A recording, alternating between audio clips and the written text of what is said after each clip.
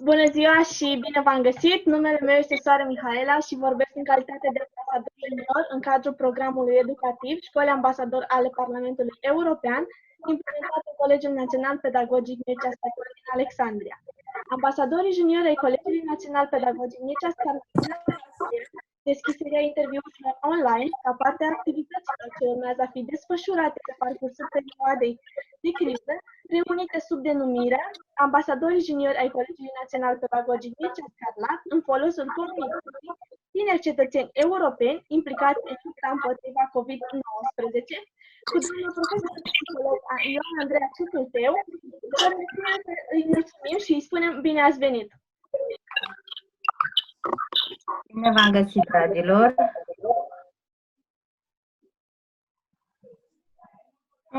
Bună ziua, numele meu este Carla și am înțeles că sunteți unul dintre coordonatorii companiei naționale Solidar, Arta de a fi rezilient. Puteți să ne dați câteva detalii în privința acestui proiect? Imediat. Este vorba despre o campanie la nivel național, o campanie inițiată de încă două doamne colege consilieri, doamne psiholog. Le spun doamne pentru că respect în mod deosebit. Și campania s-a născut tot din sentimentul de respect, de data asta pentru voi, pentru elevi, ideea în care este momentul observării unor comportamente de solidaritate, de unor comportamente în general cu aport comunitar. Și pentru asta am construit o serie de activități centrate pe ideea de reziliența fiind această capacitate a fiecăruia dintre noi, de fapt, de a ne adapta la toate schimbările din ultima perioadă. Campania constă în o serie de activități. Am să vă transmit și vouă ocazia la campania respectivă. M-aș bucura foarte mult să puteți integra în resursă în celelalte activități pe care voi le desfășurați cu așa mult entuziasm. Și ar fi o plăcere pentru mine să știu că v-am cooptat cu ocazia asta. Ca să revin la ce se întâmplă efectiv, e vorba despre o serie de activități care ajută pe cei care le desfășoară să-și întărească această capacitate de adaptare. Nu e ușor pentru nimeni, dar e important să ne trezim în fiecare dimineață în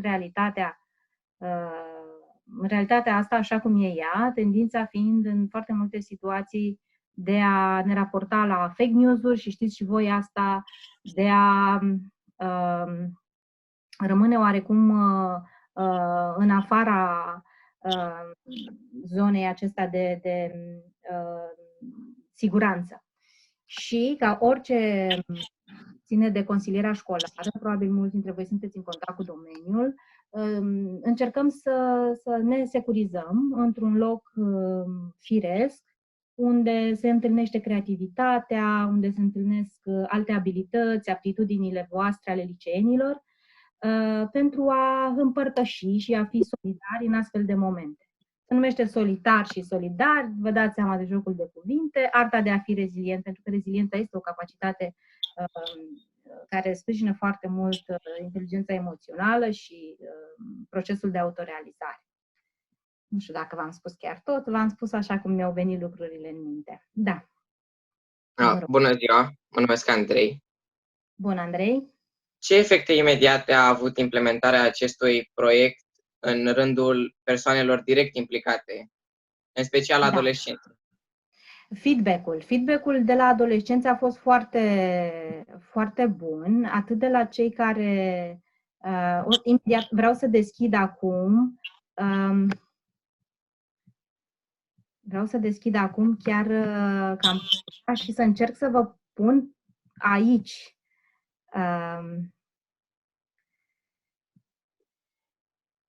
să vă afișez aici imaginile, sper să reușesc.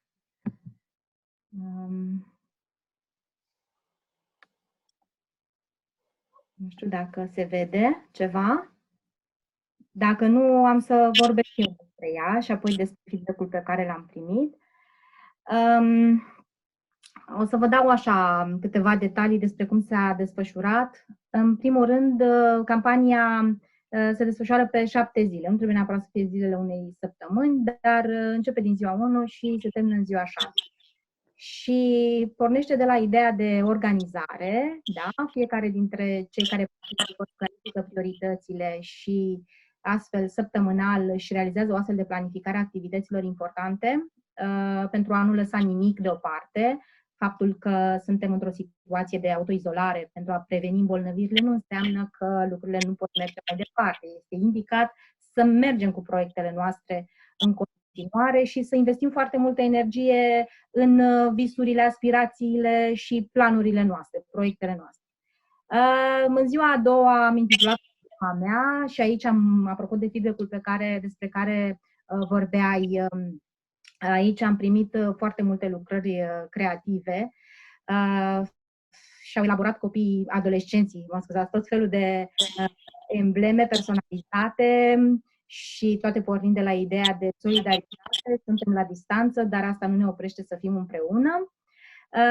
Creativitatea a fost la maxim pe ziua a 3-a a campaniei, când s-a pornit lanțul mesajelor optimiste și aici am primit niște mesaje extraordinare legate de reziliență, motivație și asta cu siguranță a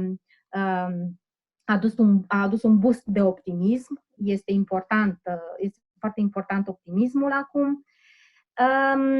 Tot așa, până undeva spre ziua a 7-a, ca să nu vă țin foarte, foarte mult, la ultima zi a campaniei, ziua recunoștinței, de exemplu, o zi în care, și asta contribuie iarăși foarte mult la starea noastră de bine, să fim recunoscători, pentru că avem suficiente motive să fim recunoscători, chiar dacă trăim un pic altfel în zilele astea.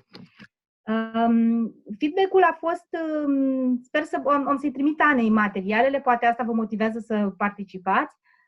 Feedback-ul a fost că au ieșit un pic au înțeles lucrurile un pic altfel copiii, pornind de la această planificare zilnică, la mesajele optimiste pe care le-au transmis între ei. S-a creat un impact, a creat o rețea de solidaritate, exact așa cum noi ne-am dorit. Nu ne-am dorit să vă ținem ocupați, pe cei care se implică așa pur și simplu. Știm că aveți destule lucruri de făcut, chiar dacă sunteți în izolare, dar am dorit să participați la activități altfel. Bună ziua! Numele meu este Teodora. Vreau să vă spun, deși faptul că suntem în începutul izolării, majoritatea am fost fericiți că nu mai mergem la școală la început, dar pe parcurs ce am înaintat în această carantină, am conștientizat că asta închis în casă tot timpul nu este un lucru tocmai plăcut. Considerați că este sănătos să stăm închiși în casă fără să luăm contact cu mediul de afară, mai ales că pentru noi, tinerii, este recomandat să evităm ieșirile din orice natură? Teodora, eu aș răspunde cu ceea ce spun specialiștii. Eu nu sunt specialist în zona socială, însă aș prelua mesajul autorităților și al medicilor. Cred că mai sănătos este să fim acum în izolare și să facem mișcare pe cât posibil cu geamurile deschise, dacă vreți, lângă florile din ghiveci, da? Să recreăm, dacă vreți, natura la noi în casă, decât să ieșim afară și să ne expunem, nu știm la ce încă.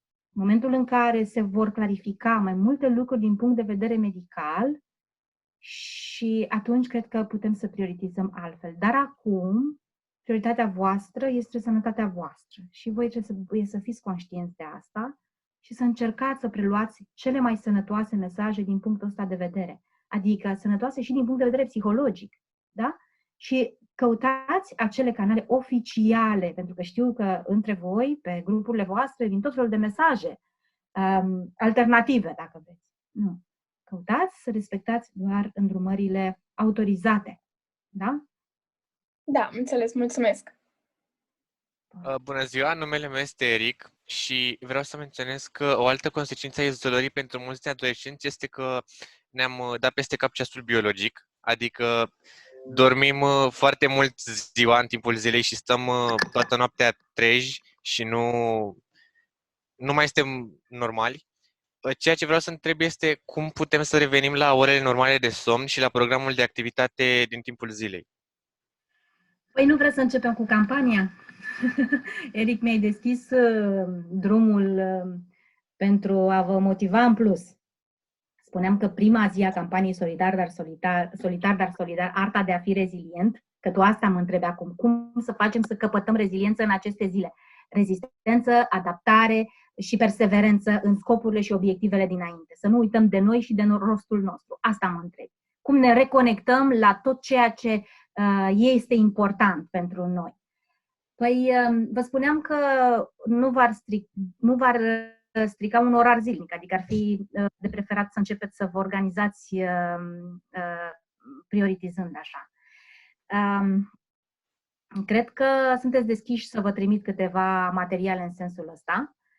Un exercițiu foarte interesant, un joc foarte interesant este asemănător unei plăcinte pe care o împărțim așa în funcție de importanța activităților și planurilor noastre și să vedem ce și cum anume vă ajută jocurile de consiliere să vă regăsiți energia și să reușiți să prioritizați în funcție de importanță tot ceea ce faceți.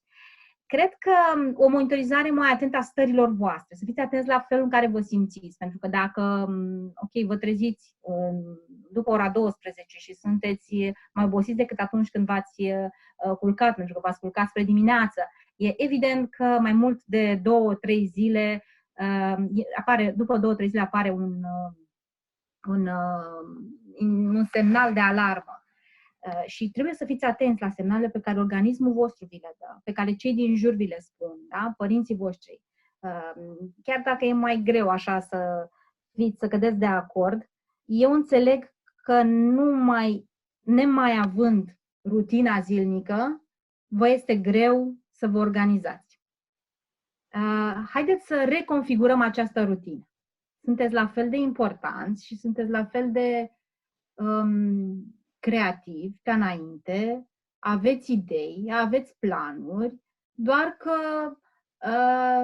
pare aproape imposibil să reglați piesele de puzzle. Nu știu dacă e chiar așa. Haideți să încercăm.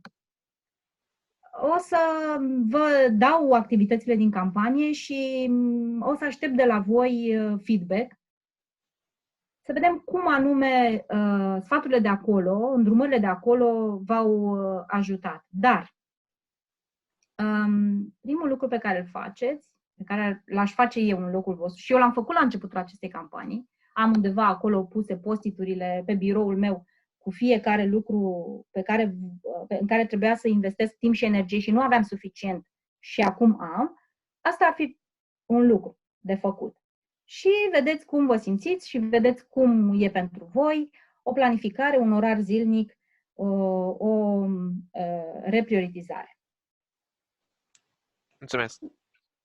Bună ziua, numele meu este Cătălina și pe lângă problema menționată înainte de colegul meu Eric, cred că majoritatea adolescenților se confruntă cu o altă problemă asemănătoare, adică lipsa activităților constructive. Ceea ce vreau să spun este de fapt că am devenit definiția perfectă a sedentarismului. Și aș vrea să știu ce putem face pentru a ne motiva să ne ridicăm din fața calculatorului sau din pat și să facem mișcare și nu numai. În primul rând, timpul de ecran, trebuie să cădem de acord asupra faptului că timpul de ecran a crescut pentru toată lumea și să facem și o concesie în privința asta. Da, nu mai e același lucru. Suntem destul de digitalizați, în special voi, și noi încercăm să ținem pasul, profesorii. Ca psiholog, v-aș spune că este firesc ceea ce vi se întâmplă. Adică nu e nimic ciudat în ceea ce voi trăiți. Și asta este, să înțelegeți că e firesc ceea ce trăiți, e primul pas spre normalizare. E firesc, dar nu e foarte sănătos. E firesc, dar nu în sensul de normal. E firesc ca o consecință a contextului. Asta se întâmplă, da? Stăm în casă. Ce facem? Activitățile sunt, cele mai multe dintre ele sunt digitalizate. Deci e firesc, nu este, e ceva, e o consecință a acestui context de viață, însă și primul pas spre normalizare spuneam că este să conștientizăm ceea ce ni se întâmplă de fapt. Cum facem să ne ridicăm de la laptop? Păi ăsta poate fi un semnal. Haideți să vă spun cum fac eu. Tendința este să stăm mai mult, chiar și cei care lucrăm 6-8 ore pe zi la calculator. Efectiv, nu te mai ridici pentru pauză, nu te mai ridici. Asta se întâmplă. Lumea virtuală este în sine o lume, așa cum e ea denumită. Și te absoarbe. Te atrage. Da? Chiar te duce într-o zonă de satisfacție. Bun.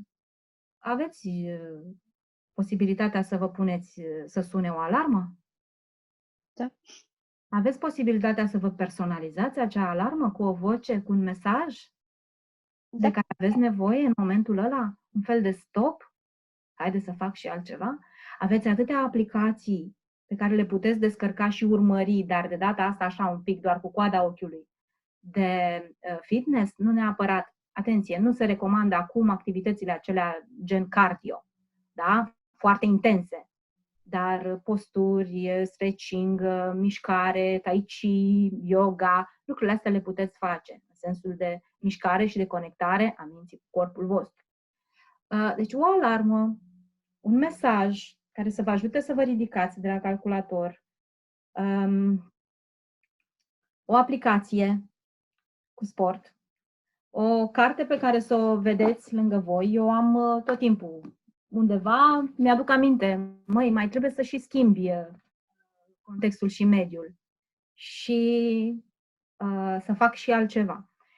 Înțeleg că este o penurie de activități, dar sunteți obișnuiți ca ceilalți să vă implice în activități. Fiți voi liderii voștri zilele astea și dați-vă voi acele activități de care aveți nevoie. Am înțeles, mulțumim! Bună ziua, numele meu este Ana. Poate că unul dintre cele mai stresante lucruri cu care ne confruntăm în aceste zile sunt cursurile online. Din punctul nostru de vedere, acestea sunt greoaie și nepracticabile. Care este punctul dumneavoastră de vedere în legătură cu acest subiect? Greoaie și nepracticabile. Greoaie pentru că, dacă vrei să detaliezi un pic, Ana? Greoaie pentru că nu avem o capacitate atât de mare de a înțelege lecțiile cum le înțelegeam la școală. Ok, am înțeles acum. Deci transmiterea de cunoștințe nu e facilitată atât de bine de mijlocul ăsta de comunicare. Și interacțiunea cu profesorii probabil că e mult redusă. Mai scăzută.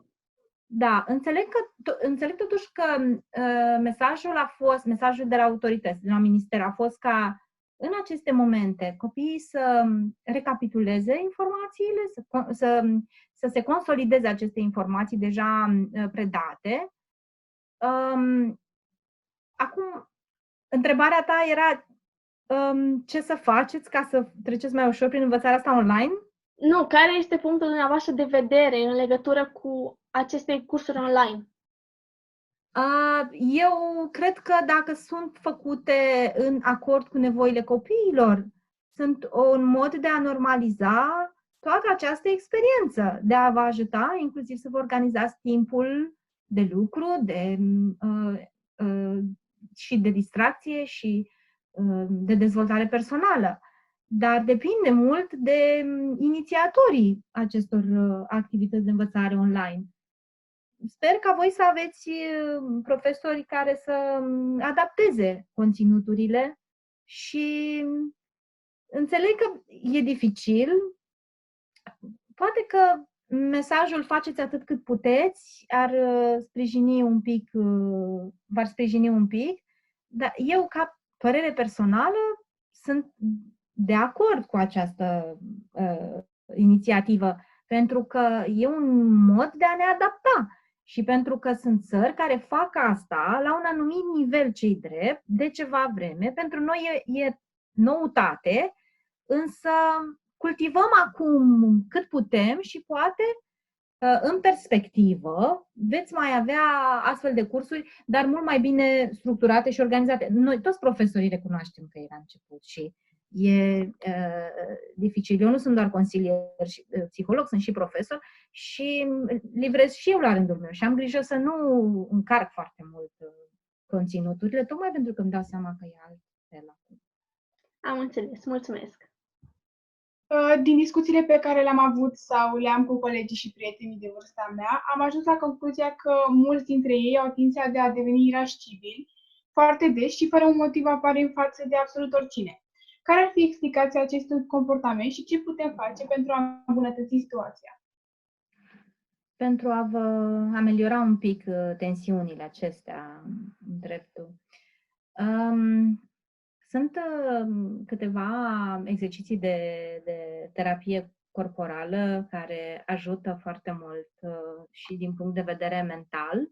Vă spuneam și mai devreme despre mișcare, un anumit tip de mișcare, dar v-aș recomanda să căutați voi singuri informații, pentru că sunteți mult mai digitalizați decât mine, despre tehnici de respirație care să vă ajute să vă liniștiți în momentele acestea de tensiune și e foarte important să vedeți ce anume vă generează aceste stări de încordare sau emoții foarte dificil de gestionat. Pentru că dacă e vorba despre o situație interpretată de voi ca fiind foarte dificil de gestionat, de trecut mai departe, nu știu, un volum de teme foarte mare, încercați să priviți din alt unghi, să vă restructurați un pic modul de gândire, să organizați altfel informația, să vă organizați un pic programul zilei și atunci și intensitatea emoțiilor va crește. Dacă ne raportăm la situație sănătos, emoțiile noastre se vor ameliora, tensiunile acestea vor dispărea. Deci încercați să fiți atenți la ceea ce gândiți despre situațiile pe care le trăiți, să vedeți cât este de valabil interpretarea voastră și să încercați ca acolo unde vă dați seama că interpretarea este spre dezastru, așa, să încercați să vedeți jumătatea plină a paharului, da? Sau să vă dați un mesaj pozitiv, afirmativ, da? Despre ceea ce se întâmplă. Privită în ansamblu, izolarea asta, autoizolarea asta este interpretată de foarte mulți dintre noi dificil. Și atunci mesajul cred că trebuie să fie cât mai optimist. Lucrurile vor intra la un moment dat în normalitate, iar în privința tensiunilor despre care vorbiți, totul, suntem un întreg, da? Minte, corp, respirați, încercați terapia asta prin lectură, prin joc, nu neapărat la calculator, nu numai la calculator. Încercați să citiți, cum spuneam, încercați să faceți mișcare și zâmbiți. Umorul este foarte important în momentele astea, da? N-am întâlnit încă persoane care să trăiască această situație la limită. Nu am întâlnit, adică oameni foarte bolnavi. Eu nu i-am întâlnit încă, dar știu că ei există. Trebuie să știți și voi că există oameni care într-adevăr traversează această situație la limită. Noi, voi, suntem dintre aceia care ne plângem, vedeți bine, de izolare, de tensiune, de... Haideți să vedem că nu ne plângem de boală, da? Ok. Am înțeles, mulțumim frumos! Mulțumesc! Bună ziua, sunt Eli și întrebarea mea pentru dumneavoastră este una care, din câte am observat, frământă foarte mulți adolescenți. Cum am putea opri gândurile obositoare care ne împiedică să sperăm spre viitor și ne întrerup oarecum și activitățile zilnice? Gândurile? Da. Gândurile care vă împiedică să... Încă o dată? Gândurile care ne împiedică să sperăm. Să sperăm. Da. Din ce am spus până acum, e ceva ce te-ar putea ajuta? Vă rog, n-am. Din discuția de până acum, ai surprins ceva care răspunde la întrebarea ta? Să facem ca un bref, așa. Da. Continuarea activităților și crearea unui program care să ne detașeze de la aceste gânduri. Dar ce altceva ne-ar putea oferi o doză de optimism? O doză de optimism ar fi, am gândit-o în campania de reziliență, de exemplu, pentru cultivarea rezilienței.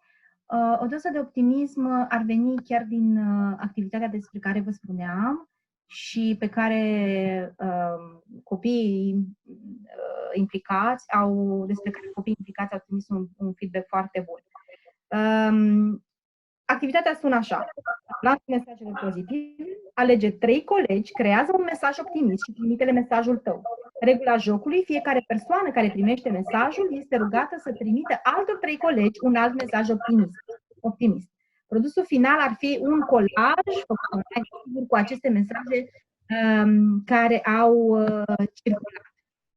E interesant din ce perspectivă. Să vedem fiecare cum interpretează lucrurile într-o manieră pozitivă zilele acestea. Da? Fiecare dintre noi putem învăța de la ceilalți și cel mai bine voi învățați de la voi. Da? Dacă v-aș întreba pe fiecare, acum sigur, sesiunea noastră nu are atât timp la dispoziție, dacă v-aș întreba pe fiecare dintre voi ce vă bine, ce vă ajută să vă atingeți scopurile în fiecare zi, ce vă ajută să vă păstrați optimismul, cu siguranță ați reușit să dați niște răspunsuri. Iar un colaj al acestor răspunsuri ar fi un tablou care, privit în ansamblul lui, inspiră optimism și gânduri bune. Am înțeles. Mulțumim. Ideea acestei activități seamănă foarte mult cu ideea unei cărți pe care o citesc acum, Pay It Forward. Este foarte asemănătoare cu ce citesc acum. Da? Da. Ok, super. Asta înseamnă că o să ne ajut să îmbogățim un pic campania Solitar, dar solidar, nu? Da. Deși problemele apărute în timpul izolării prezentate de colegii mei dau impresia că noi adolescenții suntem total debusolați și foarte posibil să ne fi pierdut deja busola, sunt sigur că există și persoane printre noi care și-au făcut un plan de bătaie încă de la începutul acestei carantine. De exemplu, am prieteni care și-au stabilit un program, exact cum a spus dumneavoastră mai devreme.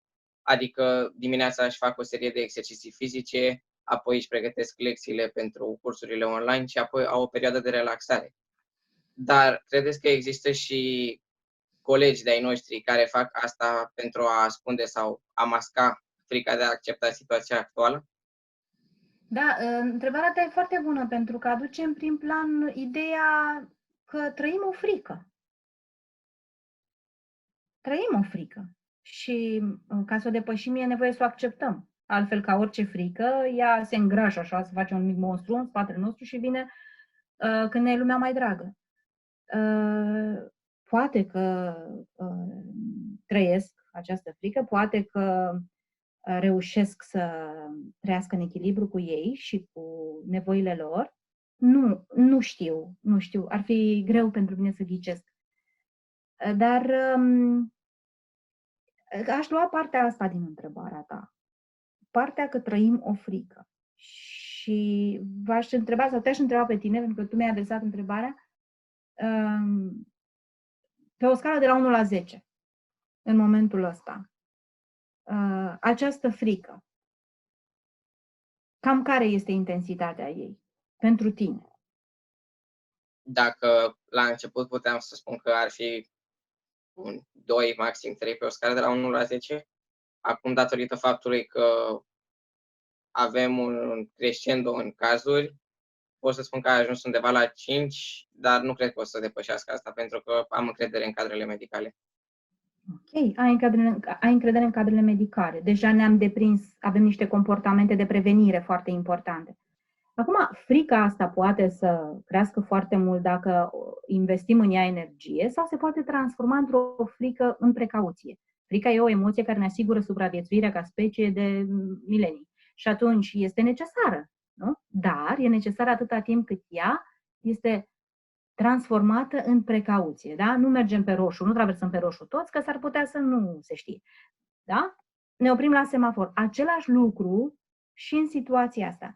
În cazul acesta, frica ne ajută să adoptăm comportamentele, da? de precauție și, cum ai spus tu, încrederea în cadrele medicale.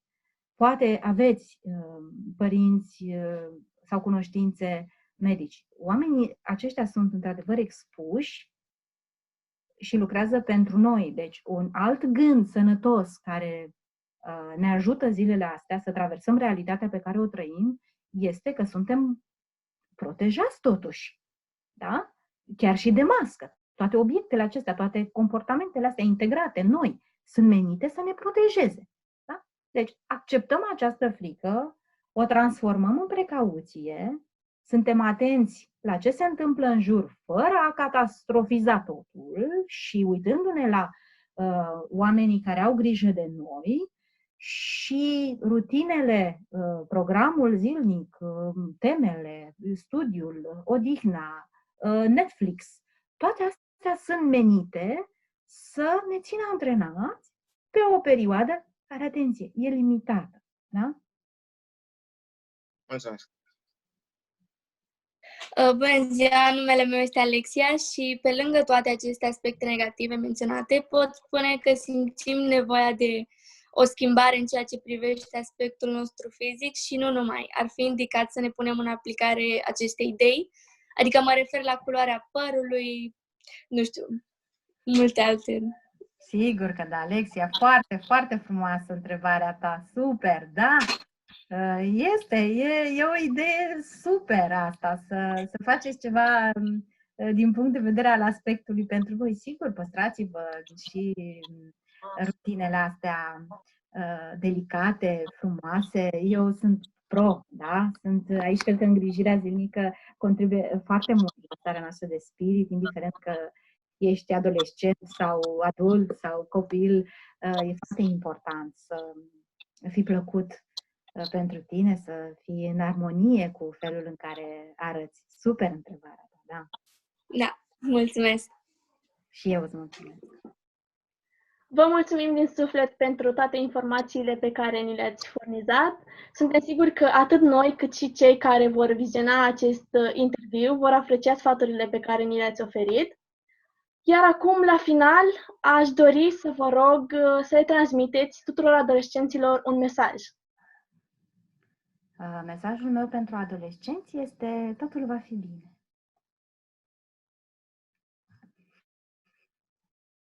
Mulțumim frumos! Mulțumim frumos! Mulțumim! Drag, cu drag! La revedere, dragilor! La revedere! Da.